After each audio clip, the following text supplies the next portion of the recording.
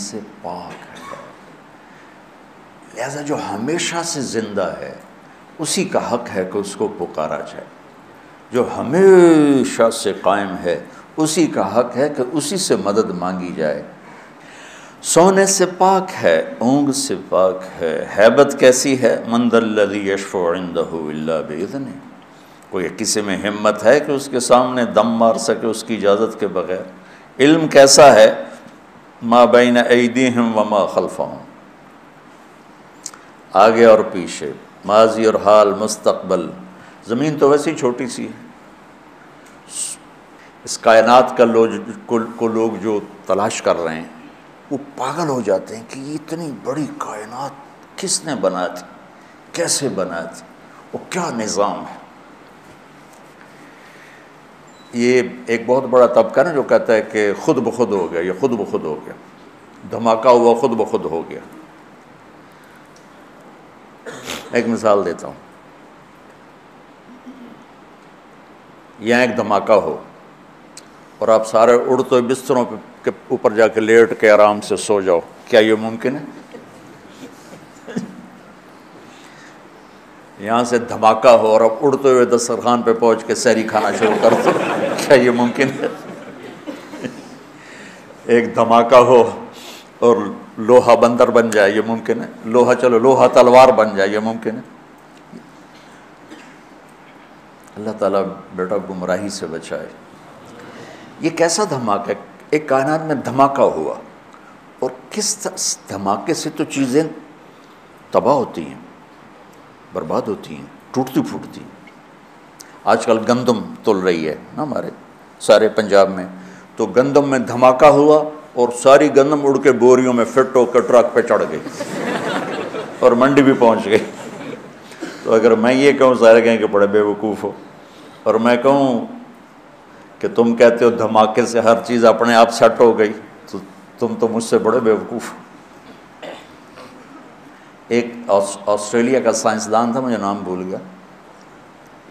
جب دھماکہ ہوا، اولم یر الذین کفروا ان السماوات والارض کانتا رتقا ففتقناہما، اس سے استدلال کیا کہ قرآن سائنس ثابت کرنے نہیں آیا. قرآن سائنس کو ثابت کرنے نہیں آیا، یہ زندگی کا طریقہ بتانے آیا ہے. آج سائنس کی تحقیق یہ ہے، اور کل غلط ہو کے کوئی اور آ جائے. قرآن کا موضوع سائنس نہیں ہے. تو لہٰذا میں یہ نہیں کہہ رہا ہوں کہ یہ آیت اس دھماکے کو بتا رہی ہے. اللہ کو پتہ ہے کہ کیا دھماکہ ہے. تو قرآن سے سائنس نہیں ثابت کی جاتی، قرآن سے انسانیت کا سبق ملتا ہے کہ انسان کیسا ہونا چاہیے.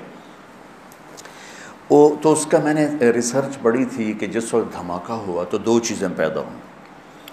ایک رفتار، جیسے میں اس کو یوں پھینکوں تو یہ ایک رفتار سے جائے گا، رفتار. اور ایک ان کی آپس میں کشش، گریوٹیز. جیسے زمین میں کشش ہے، ثقل ہے نا، جس نے ہمیں پکڑا ہوا ہے، اور اوپر 280 من ہوا کا دباؤ ہے. نیچے زمین نے پکڑا ہوا ہے، اوپر 280 من ہوا کا دباؤ ہے. یہ 24,000 کلومیٹر ہے. اگر یہ 48,000 کلومیٹر ہوتی تو اس کا جو تھا کشش وہ دگنی ہو جاتی. تو ہم زمین پر ایسے چلتے جیسے گارے میں پھنس کے نہیں گاڑیاں چلتی ہیں، ہم چلتے ہیں کہ پیر اٹھانا پھر رکھنا، پھر اٹھانا پھر رکھنا. اور اگر یہ اس سے 4 گنا بڑی ہوتی تو آج کا 6 فٹ کا نوجوان چوہے کے برابر ہوتا. سارے چوہے ٹورے پھرتے ان سے. اللہ نے کس حساب سے اس کو بنایا. اوپر 280 من ہوا، نیچے زمین کی پکڑ. ہم یوں 2 پکڑوں کے اندر کھڑے ہوئے ہیں اور ہم سب زمین پر الٹے لٹکے ہوئے ہیں، الٹے.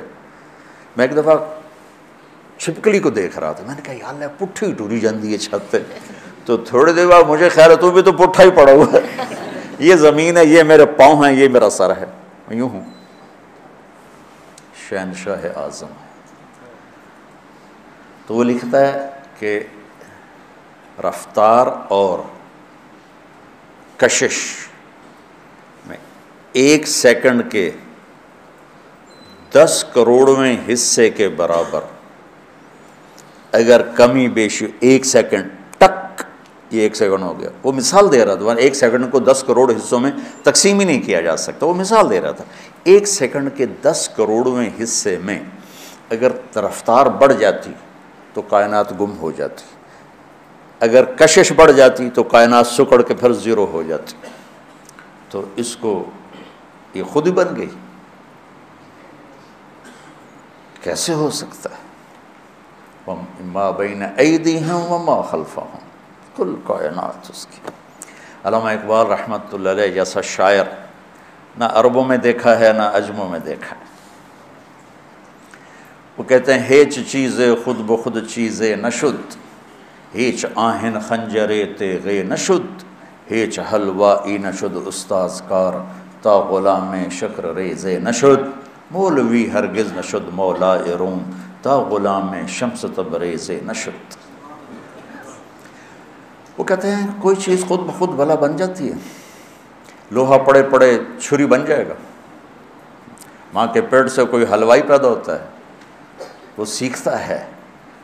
مولوی روم سے مولانا روم شمس تبریز کے ذریعے سے بنا، ایسے تھوڑا ہی بنا. مولانا روم تو فلسفی تھے، منطقی تھے.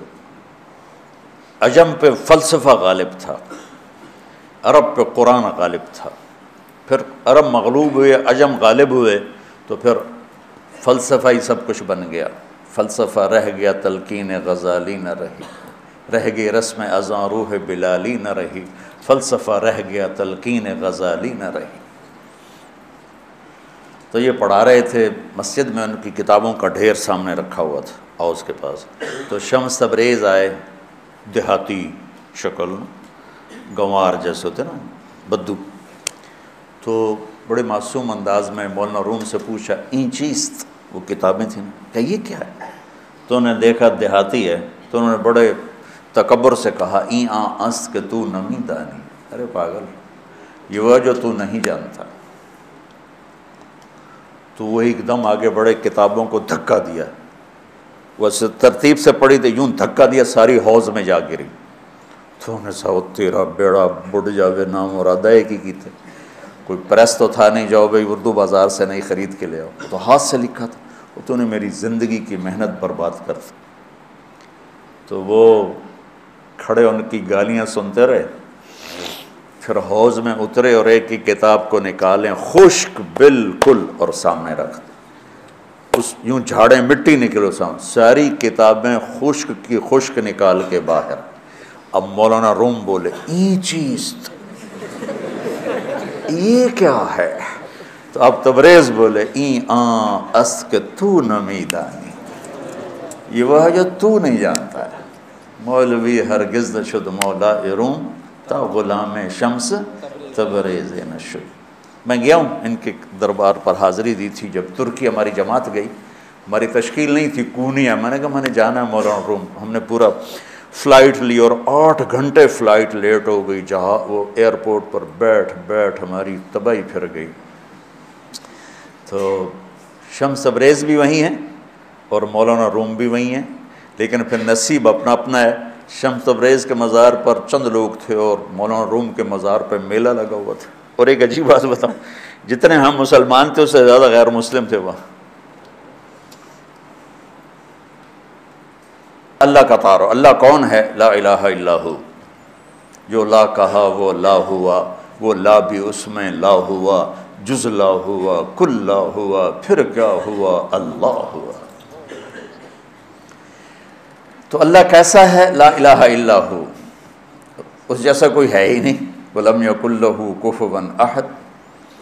تو دل میں تو آتا ہے، سمجھ میں نہیں آتا، بس جان گیا میں تیری پہچان یہی ہے.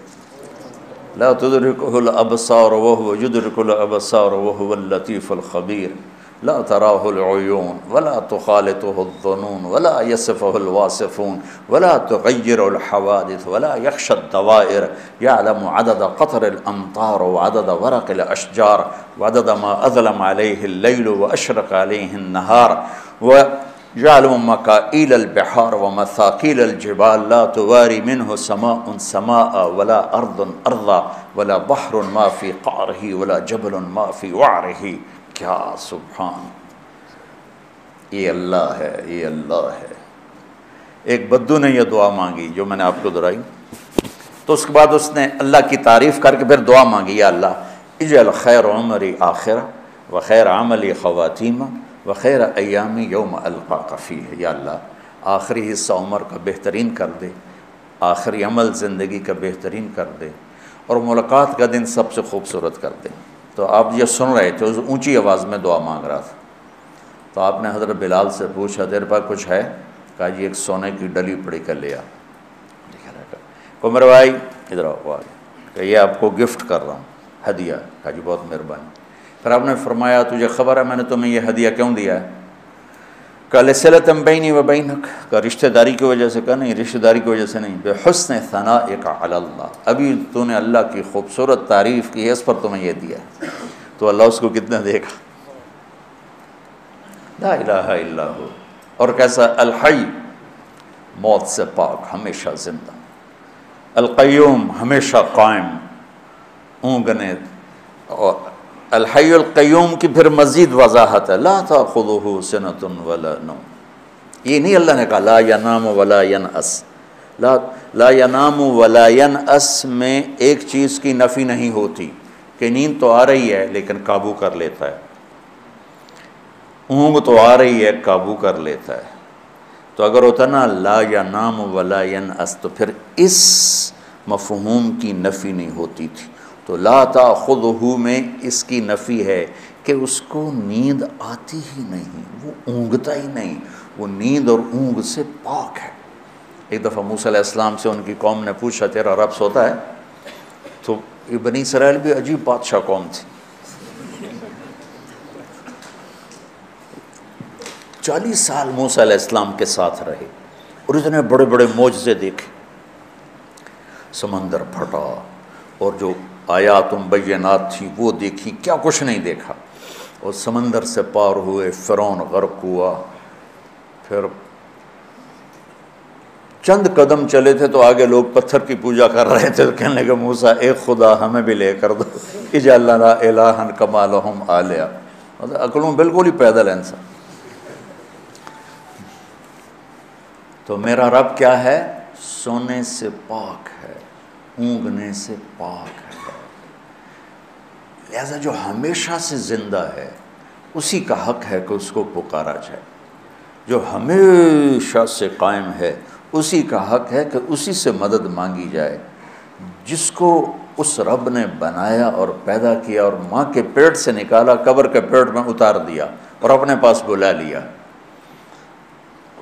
وہ کتنی ہیں عظیم ہستیاں گزری ہیں دنیا میں، لائن لگی ہوئی ہے، پکارے جانے کے قابل صرف اللہ ہے۔ وَإِذَا سَأَلْتَ فَاسْأَلِ اللَّهَ وَإِذَا اسْتَعَنْتَ فَاسْتَعِنْ بِاللَّهِ۔ سونے سے پاک ہے، اونگ سے پاک ہے، ہیبت کیسی ہے؟ مَنْ ذَا الَّذِي يَشْفَعُ عِنْدَهُ إِلَّا بِإِذْنِهِ، کوئی کسی میں ہمت ہے کہ اس کے سامنے دم مار سکے اس کی اجازت کے بغیر؟ علم کیسا ہے؟ ما بین ایدیہم وما خلفہم، آگے اور پیچھے، ماضی اور حال، مستقبل، یعلم ما بین ایدیہم وما خلفہم، سب اللہ کی تعریف ہو رہی۔ ولا یحیطون بشیء من علمہ الا بما شاء، جس سے جو ملتا ہے وہ اللہ کی طرف سے ملتا ہے۔ جو وما اوتیتم، وما بولو، وما تعلمتم، وما اکتسبتم نہیں، وما اوتیتم کس نے دیا؟ اللہ نے۔ آتیناہ رحمۃ من عندنا وعلمناہ من لدنا علما۔ وسع کرسیہ السماوات والارض، جس کی کرسی اتنی بڑی ہو کہ زمین آسمان پہ چھا جائے۔ ولا یعودہ حفظہما، اس سب نظام کو چلاتے ہوئے تھکتا نہیں، وہو العلی العظیم، کیا عظمتوں والا ہے۔ مولانا طارق جمیل صاحب کا